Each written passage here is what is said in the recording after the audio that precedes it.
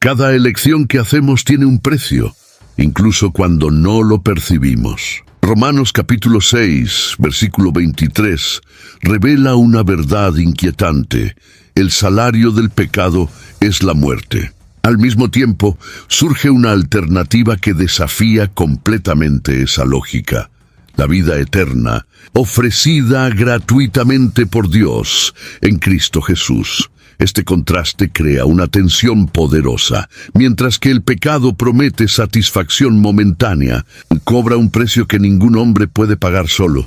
Es en este conflicto que la gracia de Dios se manifiesta, ofreciendo una solución que no depende de nuestros méritos, sino del amor inconmensurable de un Salvador que murió para transformarnos. Mientras reflexionamos sobre este contraste entre el salario del pecado y el don de la vida eterna, vale la pena mantener este aprendizaje siempre cerca. Una forma de hacer esto es siguiendo contenidos que profundizan estas verdades y revelan cómo transforman nuestra comprensión de la fe. Por eso, inscríbete en el canal y mantente conectado con cada insight, cada historia y cada reflexión que ayudan a ver la gracia de Dios en acción. Cuando Pablo escribió a los cristianos de Roma que el salario del pecado es la muerte, él no estaba solo exponiendo una verdad teológica, sino revelando una realidad espiritual que trasciende el tiempo y alcanza todas las generaciones. Romanos capítulo 6, versículo 23, lleva una sentencia que pesa sobre toda la humanidad. La muerte no es una consecuencia accidental, sino una remuneración justa, fruto de un trabajo prestado al pecado. Al usar el término salario, el apóstol eligió un lenguaje del cotidiano, accesible a todos, algo que el trabajador entiende con claridad. Quien sirve a un señor espera algo a cambio. Y el pago que el pecado ofrece, al final de la jornada, es la separación eterna de Dios. Hay un peso implícito en esa elección de palabras. Pablo podría haber dicho solo que el pecado lleva a la muerte, pero él fue más allá. El pecado paga, recompensa, retribuye. Actúa como un señor que emplea siervos, y el resultado es siempre el mismo. Esta expresión elimina cualquier posibilidad de neutralidad. Nadie pasa por esta vida sin estar al servicio de algo o de alguien. El salario es inevitable porque el servicio es continuo. La imagen no deja espacio para una zona gris entre el bien y el mal. O se sirve a la justicia de Dios, o se está bajo la esclavitud del pecado, aunque de forma inconsciente. El texto también nos invita a reflexionar sobre la naturaleza de este empleo. El pecado no exige currículum, ni preparo, ni conciencia plena. Desde el Edén, todos nacen inclinados hacia él. La humanidad no necesita esforzarse para pecar.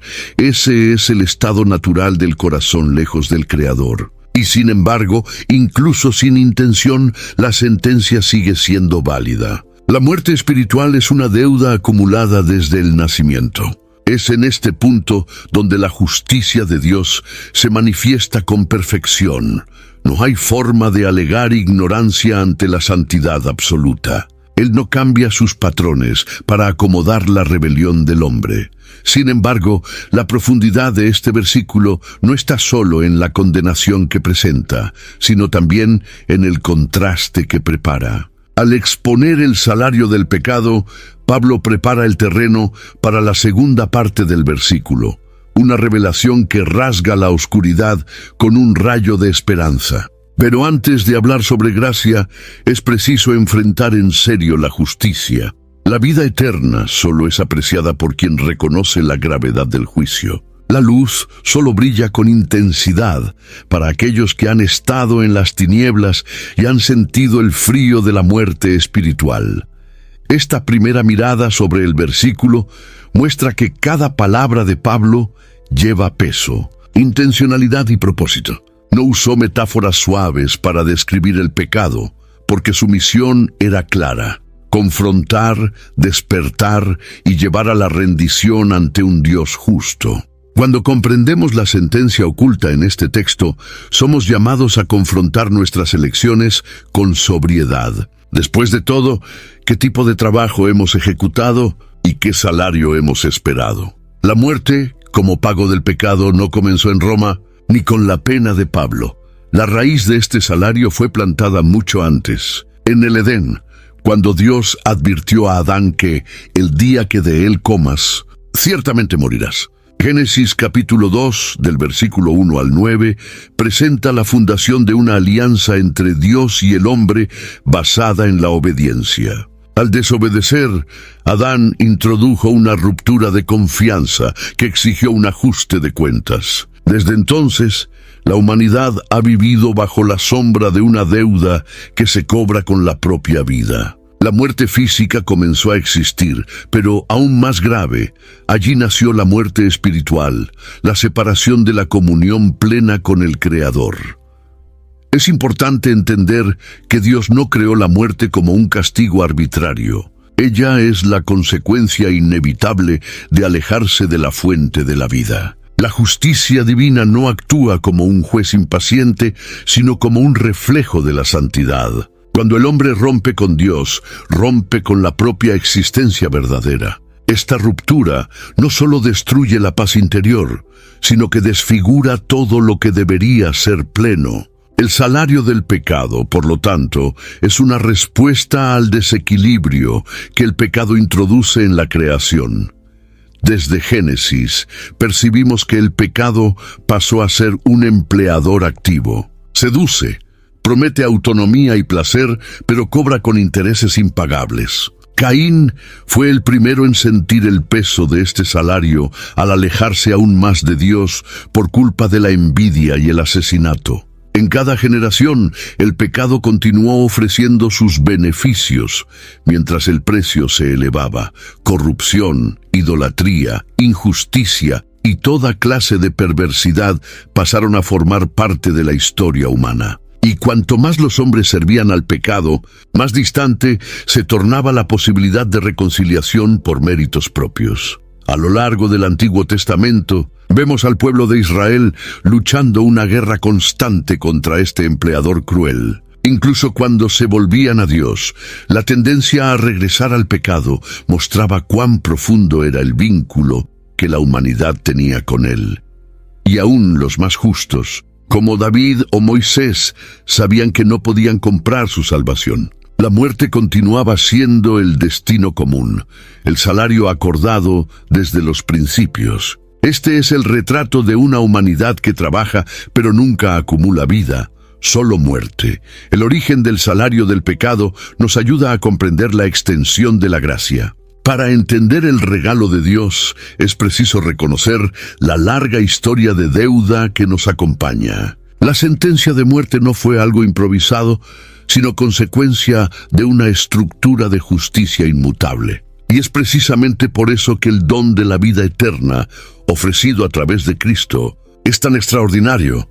Rompe un ciclo que parecía inquebrantable y ofrece un final completamente nuevo a una historia que caminaba hacia la destrucción. Muchos creen que son libres simplemente por poder elegir entre caminos diferentes. Esta idea de libertad es ampliamente difundida, pero se convierte en una trampa cuando se examina a la luz de las Escrituras. Fuera de la gracia de Dios, el ser humano puede incluso elegir entre pecados distintos, pero jamás optar por la verdadera justicia. Esta es la tragedia de una libertad que no libera. El hombre natural, incluso pensando que está en control de su vida, en realidad es guiado por deseos corrompidos, voluntades distorsionadas y motivaciones egoístas. Trabaja sin saber que ya está en un régimen de esclavitud espiritual. En Juan capítulo 8, versículo 34, Jesús afirma que todo aquel que comete pecado es siervo del pecado. Esta declaración anula cualquier ilusión de neutralidad o autonomía moral. El libre albedrío, lejos de la influencia del Espíritu Santo, está comprometido. El pecado aprisiona no solo acciones, sino pensamientos e intenciones. El corazón humano se convierte en un campo de batalla, donde la voluntad de Dios es constantemente ahogada por pasiones desordenadas. La libertad, sin Cristo, se transforma en un disfraz para la rebelión. Esta esclavitud sutil se manifiesta en las decisiones diarias. Personas que rechazan a Dios no están, de hecho, siendo libres, solo están obedeciendo a otro señor. La independencia proclamada por el mundo es, en realidad, una servidumbre disfrazada. Cuando alguien insiste en vivir a su manera, sin someterse a la voluntad divina, solo está aceptando el salario que el pecado ofrece.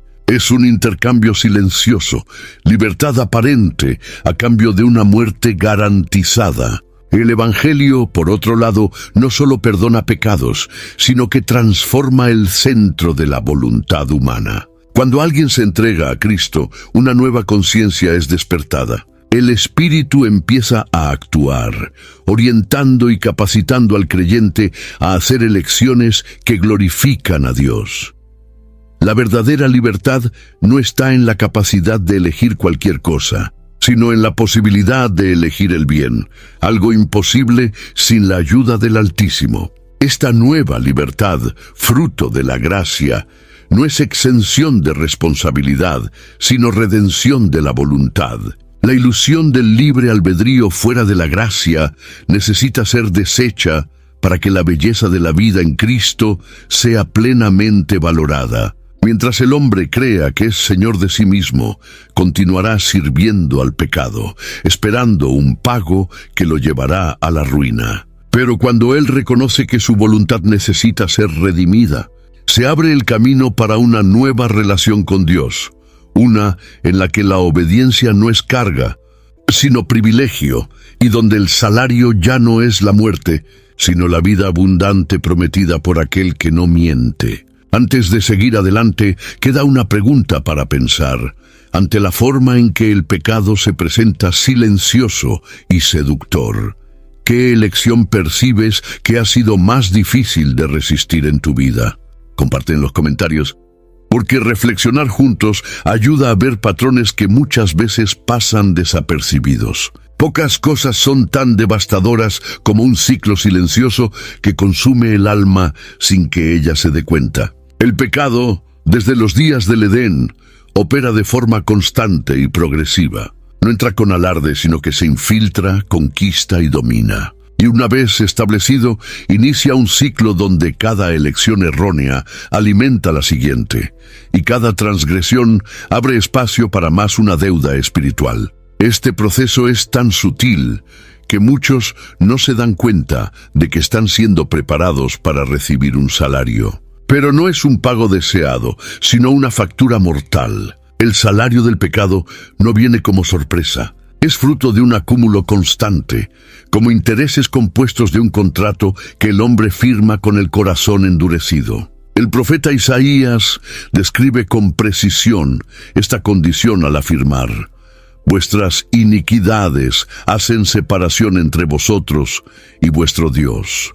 Isaías, capítulo 59, versículo 2. El distanciamiento de Dios no sucede de una sola vez. Se construye a lo largo del tiempo, a medida que el pecado se convierte en hábito y el hábito se torna estilo de vida. Y en este ritmo imperceptible, la deuda se convierte en impagable. A cada nuevo pecado, el corazón se aleja más de la presencia de Dios y la conciencia comienza a anestesiarse. Lo que antes causaba arrepentimiento, ahora pasa desapercibido. Lo que se veía como incorrecto pasa a ser normal. Y cuando este proceso se consolida, el salario ya está a punto de ser entregado. Es exactamente por eso que el pecado rara vez parece amenazador al principio. Se disfraza de placer, de libertad, incluso de progreso. La cultura moderna, por ejemplo, celebra la ruptura de límites y la deconstrucción de patrones morales como si fueran avances civilizatorios. Pero lo que está detrás es el mismo ciclo antiguo, elecciones que acumulan deudas espirituales, vidas que se alejan de la luz, almas que caminan hacia la muerte. La destrucción rara vez llega de repente. Se construye día tras día, como quien cava su propia tumba pensando que está abriendo camino hacia la felicidad. Sin embargo, el Evangelio rompe este ciclo. En Cristo no solo hay perdón, sino también la interrupción de este flujo de destrucción. La cruz no solo borra el pasado, sino que rompe la secuencia de pecado, deuda y muerte. Ofrece un nuevo comienzo, una oportunidad real de vivir para algo más allá de la condenación. Pero para eso es necesario que el hombre reconozca que está atrapado en este ciclo. Nadie busca la cura sin admitir la enfermedad.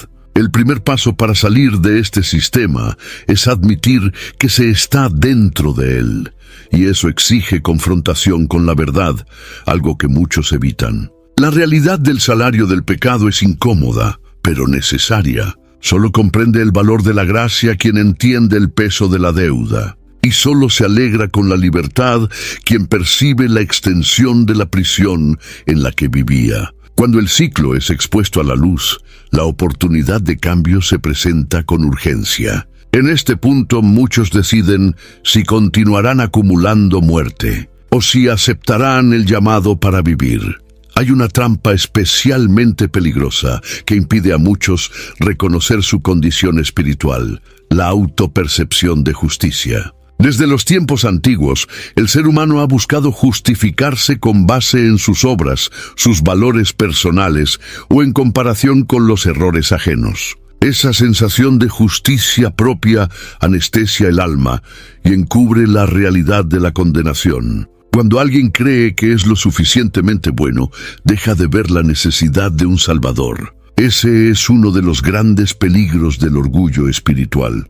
No solo distancia a la persona de Dios, sino que la convence de que ya está cerca de Él. Jesús confrontó severamente esta postura en los fariseos, que se enorgullecían de su religiosidad, pero estaban lejos del corazón de Dios. En Lucas capítulo 18, del versículo 9 al 14, Él contó la parábola del fariseo y del publicano. Mientras que el primero exaltaba sus buenas acciones, el segundo, profundamente consciente de su pecado, solo decía: «Ten misericordia de mí, pecador». Y fue este último el que salió justificado. Esta narrativa expone la realidad espiritual de muchos, condenados, aunque convencidos de su justicia. La justicia propia es uno de los mayores bloqueos a la gracia, porque crea una falsa seguridad. Es como un hombre que camina sobre hielo fino, pero cree estar pisando en tierra firme. No siente la urgencia de la salvación, porque está ciego por la idea de que sus acciones son suficientes. Sin embargo, ningún acto humano es capaz de borrar la deuda del pecado. La justicia de Dios exige perfección, y solo Jesús cumplió ese estándar. Fuera de Él, todos están igualmente condenados, por más que sus apariencias sean religiosas, morales o socialmente aceptables. Esta percepción errónea de justicia también lleva a muchos a ver el pecado como algo relativo. En lugar de reconocer la santidad de Dios como parámetro, crean sus propios criterios. Al menos no soy como aquel otro, dicen algunos, como si el juicio divino se hiciera por comparación entre hombres. Pero la palabra es clara. Todos pecaron y destituidos están de la gloria de Dios. Romanos capítulo 3, versículo 23. El juicio no será con base en la media de la sociedad, sino según la santidad absoluta del Creador. Para romper con esta ceguera espiritual se necesita humildad. Solo aquellos que reconocen su quiebra moral ante Dios pueden ver la belleza de la gracia. La salvación no comienza con la exaltación de lo que hemos hecho, sino con el reconocimiento de lo que no hemos logrado ser. Es en este punto de quebrantamiento que el camino de la vida eterna comienza a revelarse. No hay lugar para el orgullo donde la cruz está en pie. Y aquel que se ve como pecador ante la justicia perfecta de Dios, comienza a entender que necesita de algo más que esfuerzo. Necesita de redención.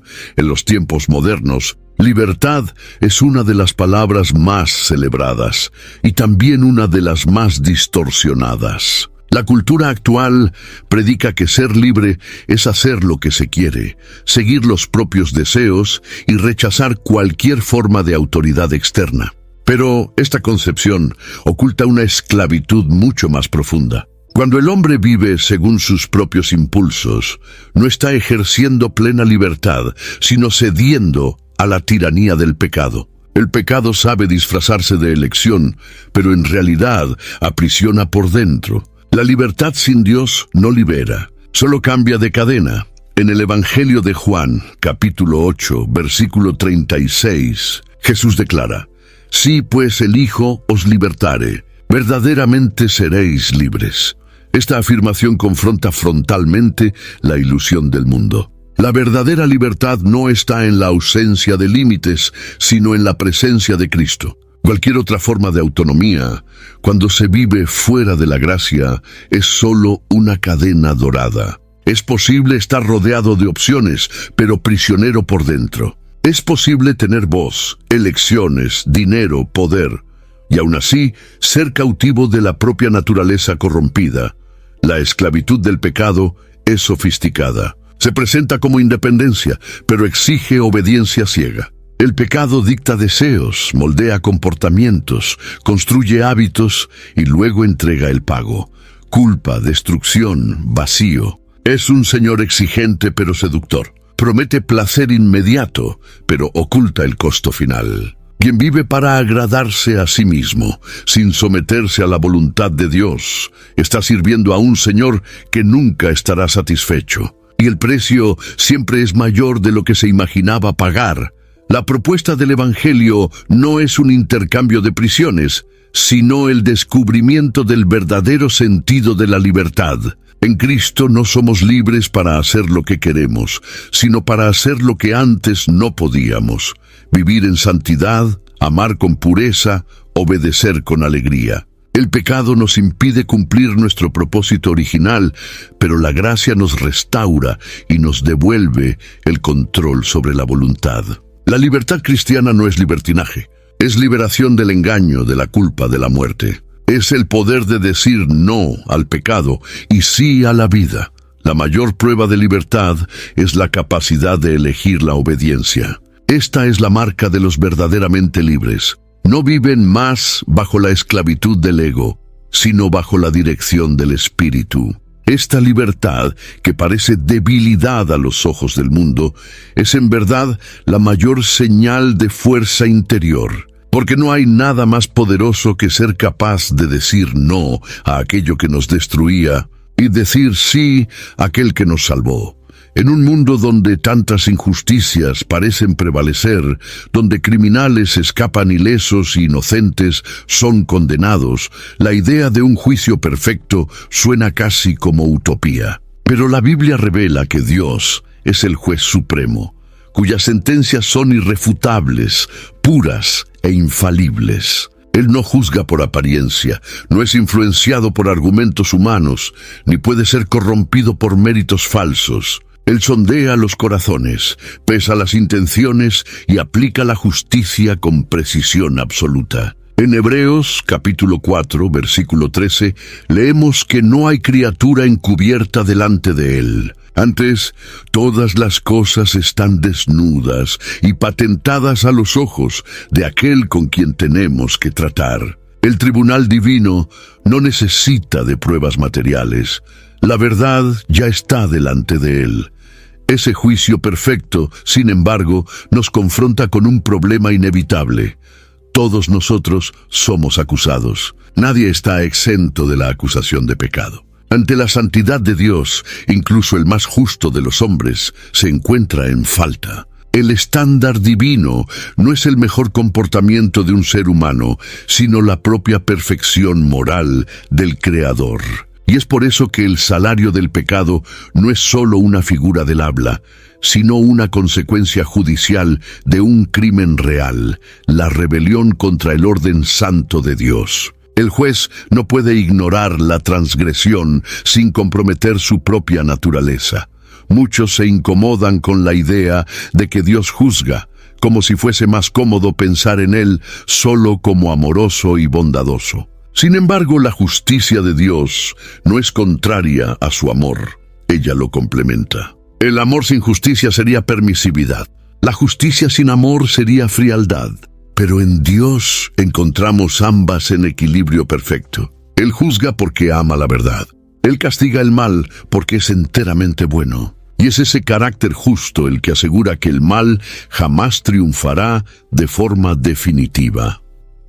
A lo largo de las Escrituras vemos este juicio manifestándose de manera progresiva. Desde el diluvio, pasando por las plagas en Egipto, hasta las palabras proféticas que denunciaban la idolatría de Israel, Dios siempre se ha posicionado como justo juez. Pero ninguna manifestación de juicio fue tan intensa como la que se dio en la cruz. Allí, la justicia de Dios encontró la gracia de forma gloriosa. La pena fue ejecutada, pero sobre el Hijo.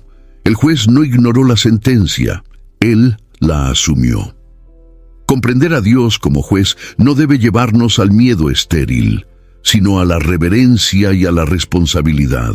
Saber que Él juzga con perfección nos lleva a abandonar la justicia propia y correr en dirección a su misericordia. El justo juez también es el Padre que espera con brazos abiertos al pecador arrepentido. Pero antes del abrazo hay el reconocimiento de la falta. Y solo quien entiende la gravedad del tribunal es capaz de valorar el perdón ofrecido en la cruz.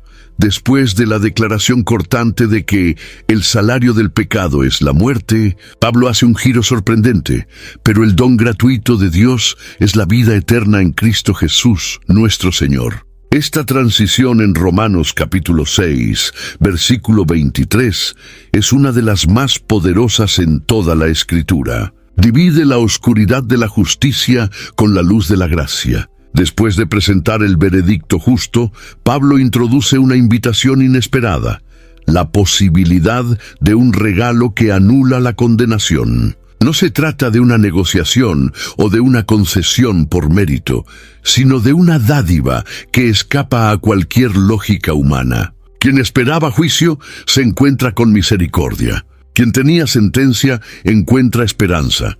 Este contraste lleva un peso teológico profundo. De un lado está el salario, lo que se recibe por merecimiento. Del otro está el don, aquello que se recibe sin haber hecho nada para obtenerlo. El salario presupone trabajo, el don solo aceptación. El pecado nos paga con destrucción, pero Dios, en su amor, ofrece vida. Y no cualquier vida, sino vida eterna. Esta es la gran vuelta del Evangelio. Lo que era inevitable ahora puede ser evitado.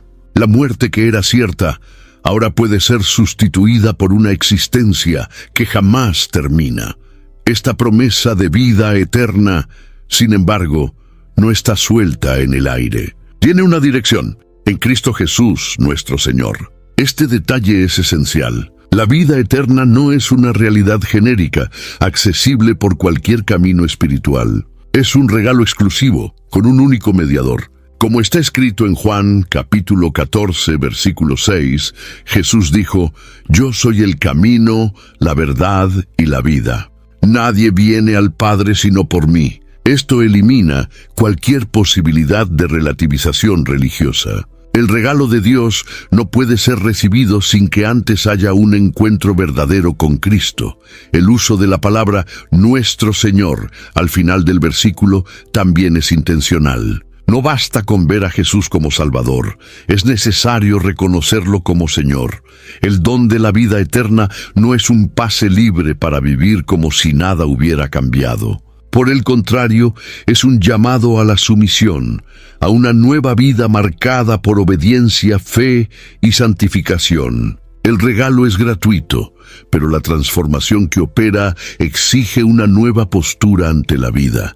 Esta invitación inesperada sigue resonando hasta hoy. En un mundo que insiste en el merecimiento, rendimiento y recompensa, Dios sigue ofreciendo un don. No un premio, sino un regalo. No un pago, sino una herencia. Y mientras haya aliento en los pulmones, esta invitación permanece de pie, extendida a aquellos que se han cansado del salario del pecado y anhelan la eternidad prometida en el abrazo del Padre, ante la promesa de un don gratuito mencionado por Pablo.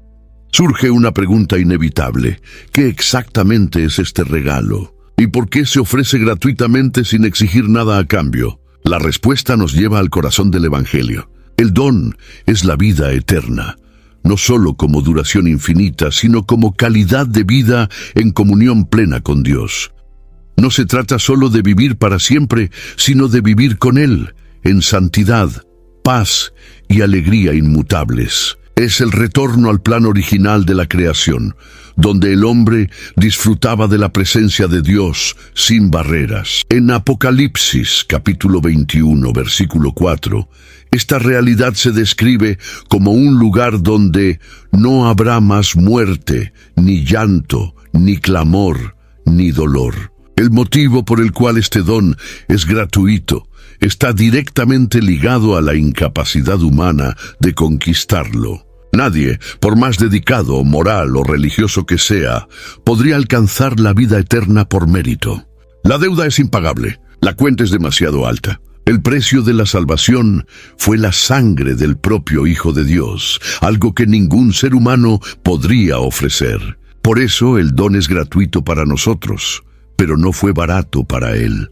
La cruz fue el altar donde el regalo fue comprado, y allí el precio fue pagado en amor, dolor y sangre. Esta gratuidad, sin embargo, no debe confundirse con banalidad. El hecho de que algo sea gratuito no lo convierte en carente de valor. Por el contrario, revela la magnitud del amor de quien ofrece. Dios, en su infinita misericordia, decidió regalar a la humanidad aquello que jamás podría adquirir.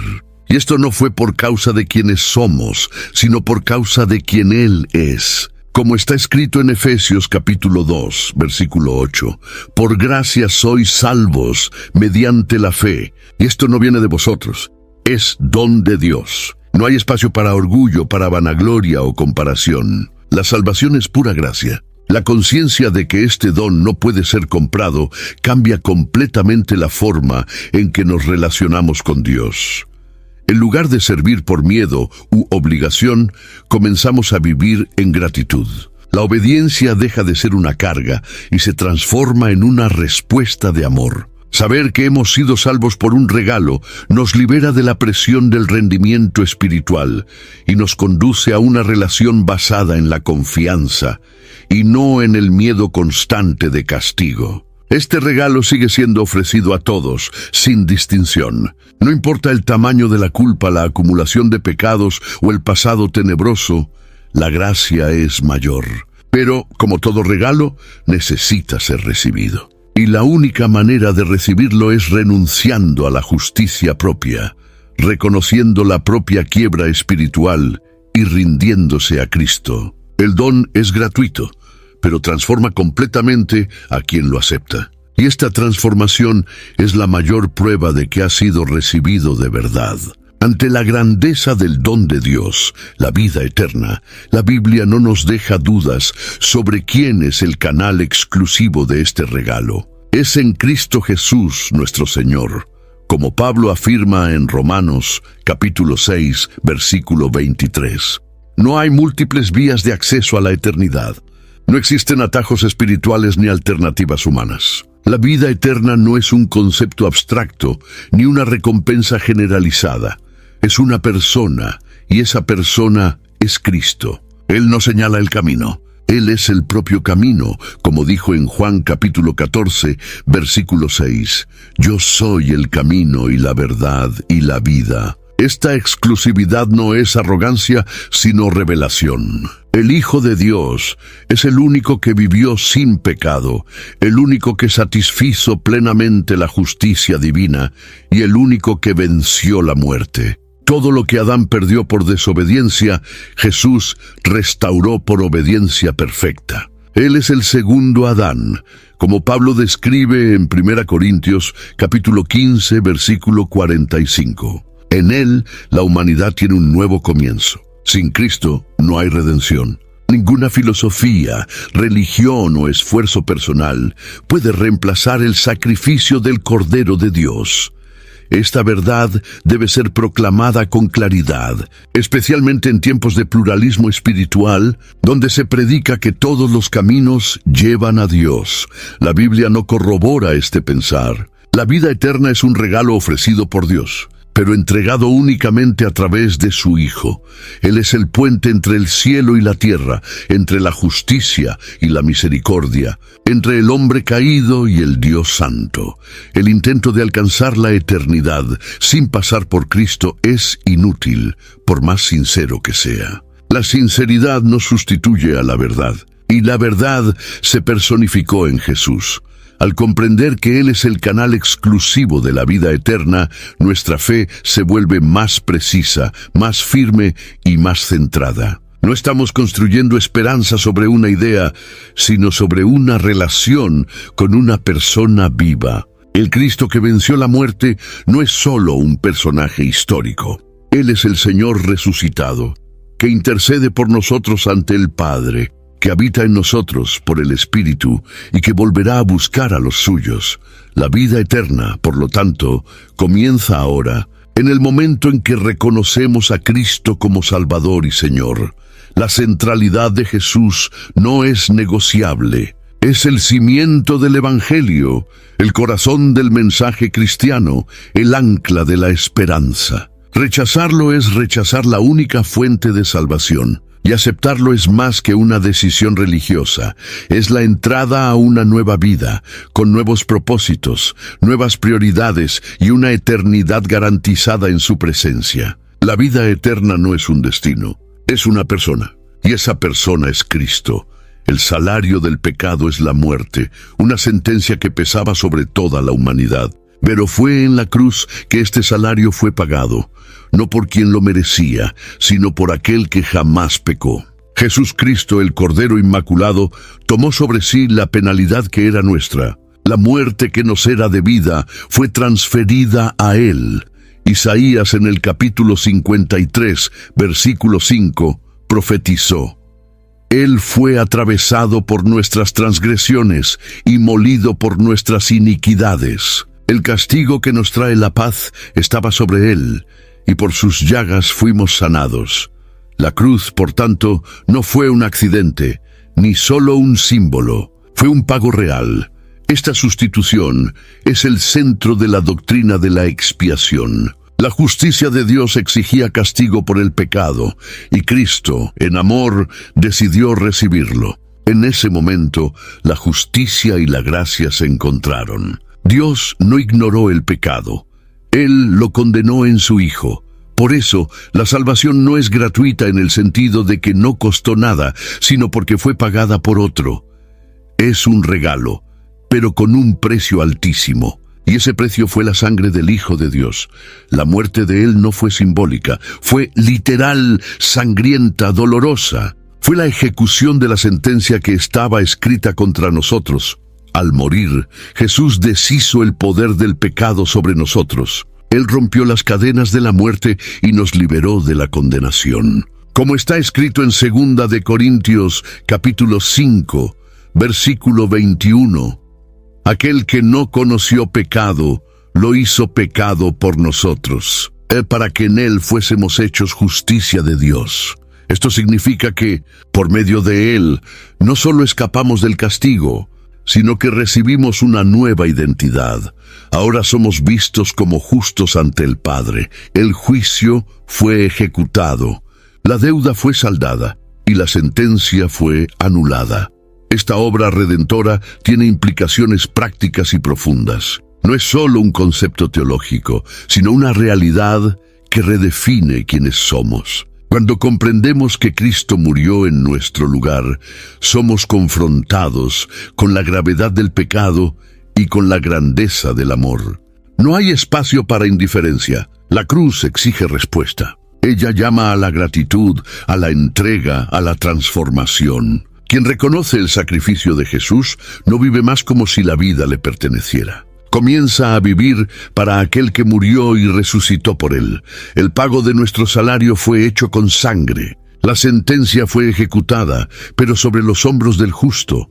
Y ahora, en lugar de muerte, recibimos vida. En lugar de condenación, somos llamados hijos. Este intercambio no es justo desde el punto de vista humano, pero es perfectamente justo a los ojos de Dios, porque Él mismo fue quien lo estableció. La cruz no fue solo el lugar donde Jesús murió, Fue el lugar donde la justicia fue satisfecha y la gracia fue liberada. La belleza del Evangelio no está en una anulación de la justicia, sino en su plena realización. Dios no comprometió su santidad para salvarnos. Él la confirmó. En un mundo donde todo es negociable, donde los principios son frecuentemente flexibilizados en nombre de la conveniencia, es impactante saber que el Dios de la Biblia no renuncia a su pureza moral. Él es inmutable, íntegro, perfecto en todo lo que hace. Como declara el salmista en el capítulo 89, versículo 14, justicia y juicio son la base de tu trono. Misericordia y verdad irán adelante de tu rostro.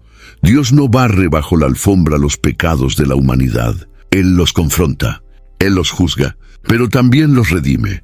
La gracia, por tanto, no es una licencia para vivir de cualquier forma, ni un argumento para minimizar la seriedad del pecado. Es el favor inmerecido que solo puede ser ofrecido porque la justicia fue satisfecha. Es en este punto que muchos se confunden. Piensan que, porque Dios es gracioso, Él se volvió tolerante con el error. Pero no hay nada más distante de la verdad. I had that dream again. My small business needs to hire, but I don't use LinkedIn, and I hire wrong. So our orders get all backed up. We're drowning in paperwork, then actually drowning.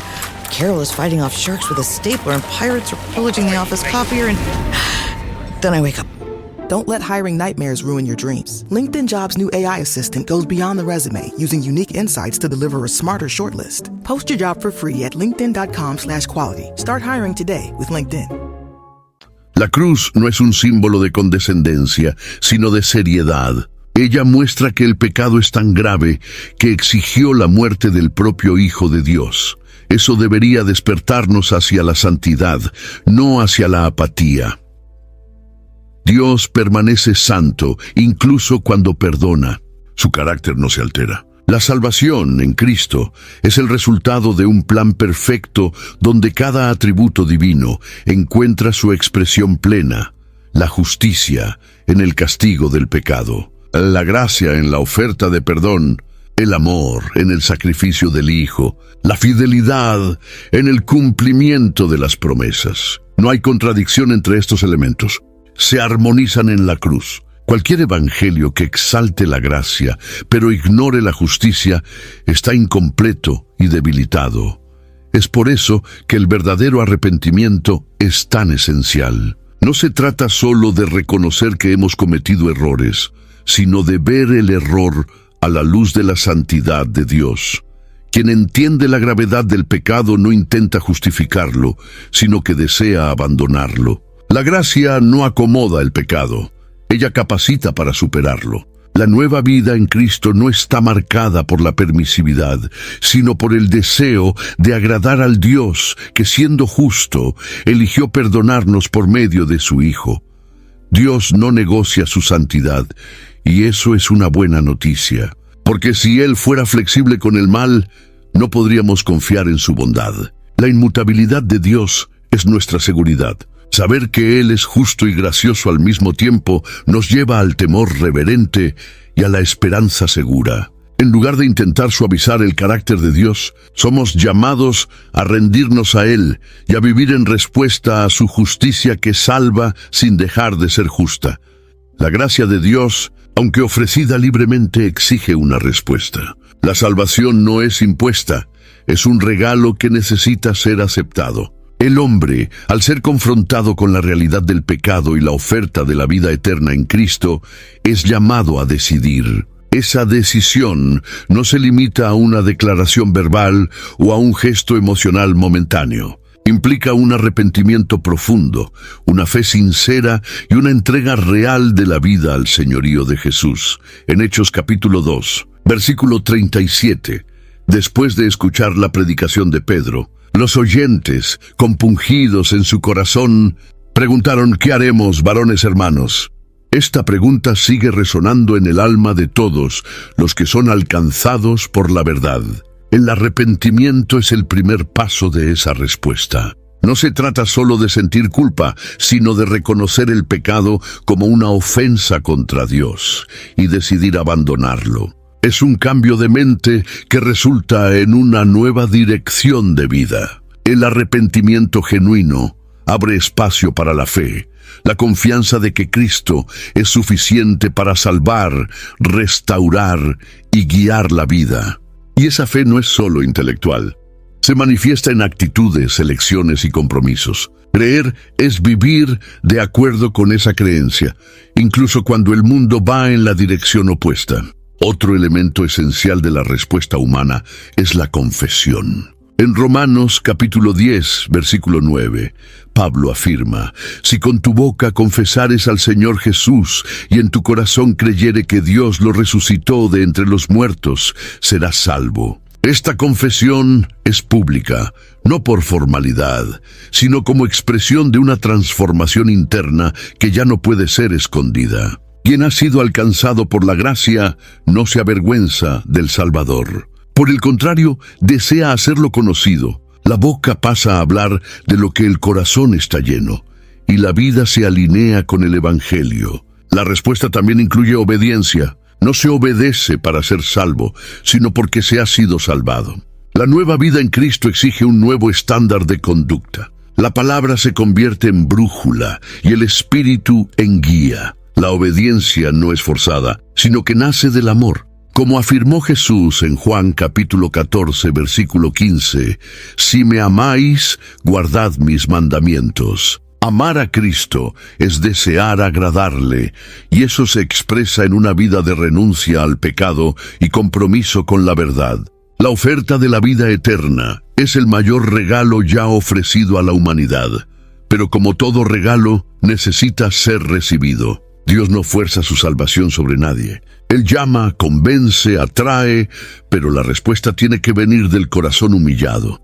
Y esa respuesta transforma todo. Aquel que dice sí al llamado de Dios no sigue siendo el mismo. Pasa a vivir como alguien que ya no espera más el salario del pecado, sino que ha comenzado a experimentar la eternidad que se despliega día tras día en comunión con el Salvador. Una de las verdades más liberadoras del Evangelio es que en Cristo no somos más deudores del pecado. La deuda ha sido pagada, la sentencia revocada y la esclavitud quebrada. Este cambio de estatus es tan radical que Pablo lo describe como una transición de señorío. Antes éramos siervos del pecado, ahora somos siervos de la justicia. En Romanos capítulo 8, versículo 12, él declara: así que, hermanos, somos deudores, no a la carne, para vivir según la carne. La carne, en este contexto, representa la naturaleza pecaminosa que ya no tiene más autoridad legítima sobre el creyente.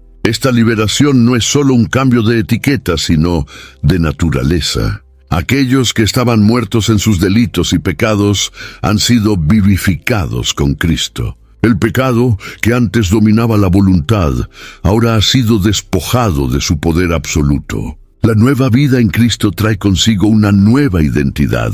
Santos, hijos, coherederos. No somos más esclavizados por los mismos deseos, ni obligados a seguir los mismos caminos. La gracia no solo perdona, ella capacita.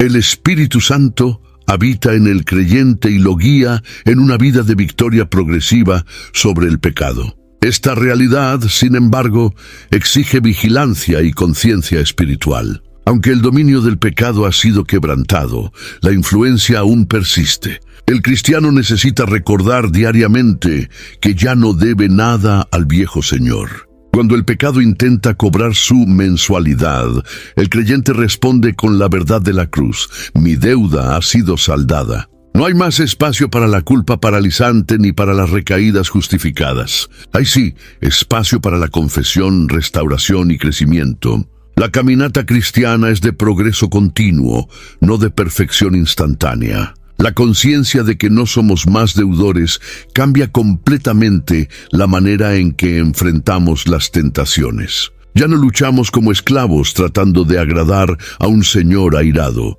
sino como hijos amados buscando honrar al Padre. Esto genera libertad, confianza y valentía espiritual. Cuando entendemos que hemos sido liberados, empezamos a vivir como libres. Cuando comprendemos que la deuda ha sido cancelada, dejamos de vivir bajo el peso de la condenación y caminamos en novedad de vida. Esta liberación es uno de los frutos más gloriosos de la obra de Cristo. El pecado puede incluso llamar a la puerta, pero no manda más en la casa. La deuda fue cancelada con sangre, y ahora vivimos no más en función del miedo a la muerte, sino en la alegría de la vida que hemos recibido. No somos más deudores del pecado, somos por gracia herederos de la justicia, y esta conciencia moldea cada paso, cada elección, cada respiración de quien ha nacido de nuevo. Muchos piensan en la vida eterna como algo que comienza después de la muerte, pero la Biblia revela que ya inicia en el momento en que creemos. La vida eterna es más que longevidad, es calidad. No se trata solo de duración sin fin, sino de una existencia transformada, reconciliada con Dios, que comienza ahora y se extiende más allá de la muerte. En Juan capítulo 5, versículo 24, Jesús dijo: «Quien oye mi palabra y cree en aquel que me envió, tiene la vida eterna, y no entrará en condenación, sino que ha pasado de la muerte a la vida». Esta es una realidad presente para todo aquel que cree. Esta nueva vida trae consigo una nueva perspectiva. Todo cambia cuando el corazón entiende que ya está viviendo la eternidad.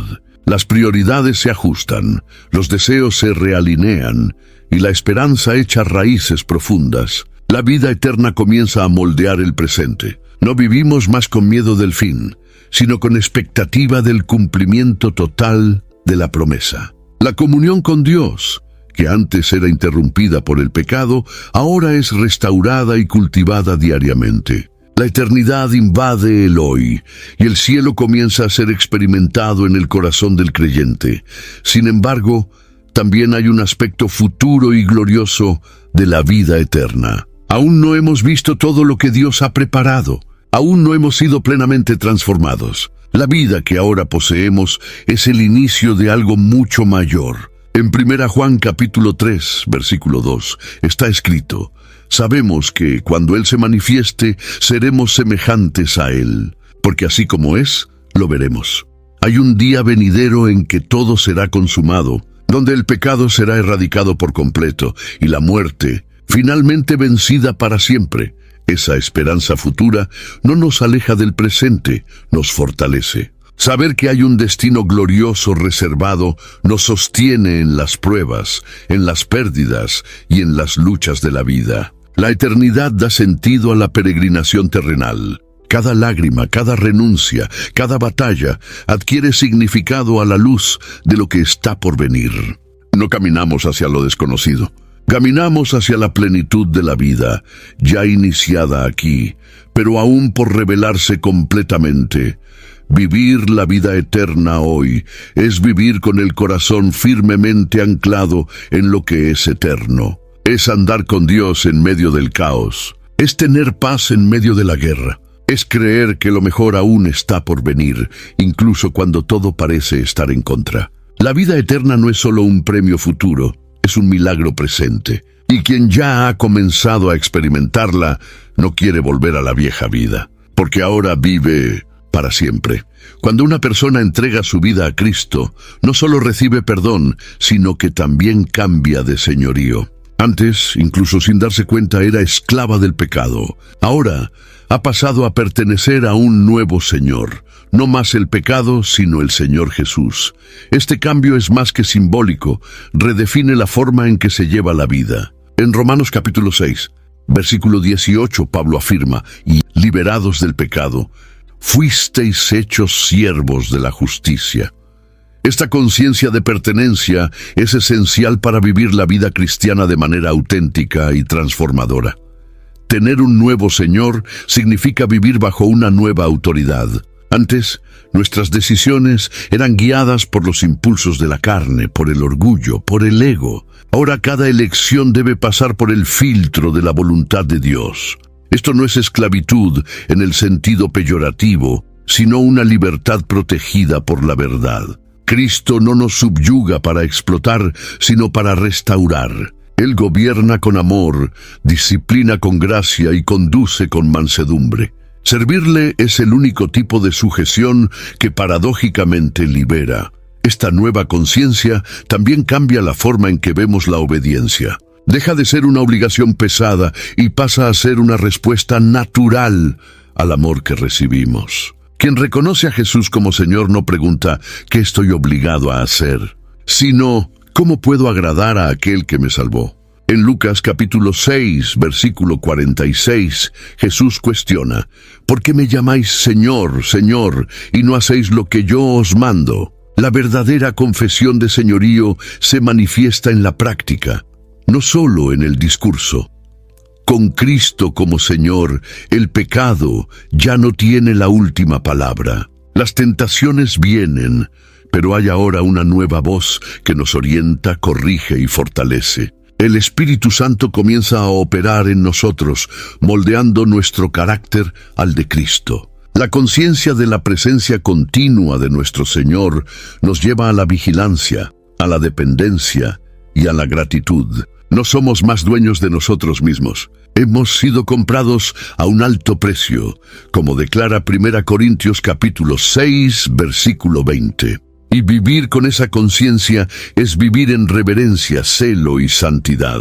Reconocer a Jesús como Señor es lo que distingue al verdadero creyente del mero religioso. Es esta entrega total la que transforma el corazón y redirige los pasos. No vivimos más en busca de satisfacer nuestros propios deseos, sino en dedicación a un reino que no pasa, bajo el mando de un rey que vive para siempre. Cuando esta verdad se convierte en central, cada aspecto de la vida es reconfigurado, no más por miedo a perder la salvación, sino por el deseo ardiente de honrar al Señor que nos amó primero.